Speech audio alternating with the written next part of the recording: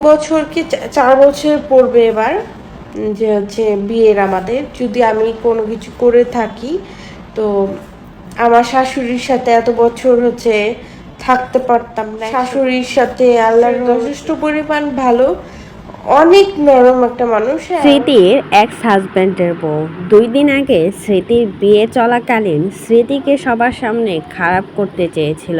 স্মৃতির নামে বাজে বাজে কথা বলেছিল, স্মৃতিকে অনেক বাজে মন্তব্য করেছিল। বলেছিল স্মৃতি নাকি খারাপ একটা মেয়ে, সে নাকি আরও 2টা বিয়ে করেছে। স্মৃতির সংসার নষ্ট করতে চেয়েছিল। স্মৃতি আর বাপ্পির সফলতা মেনে নিতে পারছিল না, আর এজন্যই স্মৃতির নামে কুটনামি করতেছিল। আর সেই কুটনামির ফল এখন ভোগ করছে স্মৃতির এক্স হাজব্যান্ডের বউ। যে সংসার নিয়ে এত গর্ব করেছিল স্মৃতির এক্স হাজব্যান্ডের বউ, সেই সংসার থেকে আবার বের করে দিল স্মৃতির এক্স হাজব্যান্ড। এবার মেরে বাসা থেকে বের করে দিল স্মৃতির এক্স হাজব্যান্ডের বউকে, বাচ্চা সহকারে নাকি বের করে দিয়েছে। এমনই একটা পোস্ট শেয়ার করলেন সোশ্যাল মিডিয়াতে। কথায় আছে না, অন্যের সংসার ভাঙতে গেলে নিজের সংসার কোনো না কোনোভাবেই ভেঙে যায়। এই মহিলা স্মৃতির সংসার ভাঙতে চেয়েছিল। স্মৃতি আর বাপ্পির বিয়ে চলাকালীন স্মৃতিকে নিয়ে অনেক বাজে বাজে কথা বলেছিল, যাতে করে বাপ্পি এসব শুনে বিশ্বাস করে স্মৃতিকে যাতে বিয়ের ভেঙে দেয় বা স্মৃতিকে বিয়ে না করে।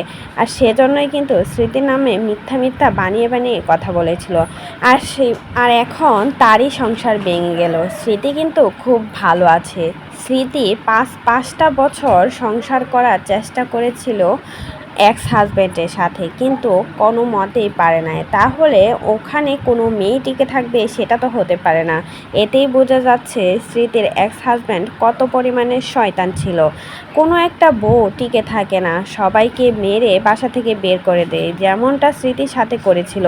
স্মৃতিকে কিন্তু ভালোবেসে বিয়ে করেছিল, ভালোবাসার শেষ পরিণতি বিচ্ছেদ হিসাবে দিয়েছে স্মৃতিকে। আলহামদুলিল্লাহ, স্মৃতি কিন্তু এখন অনেক বেশি ভালো আছে, তবে তারা কিন্তু ভালো নেই। তাদের সংসারে ক্যাচাল লেগেই আছে, তাই তো এখন মারামারি করে বের করে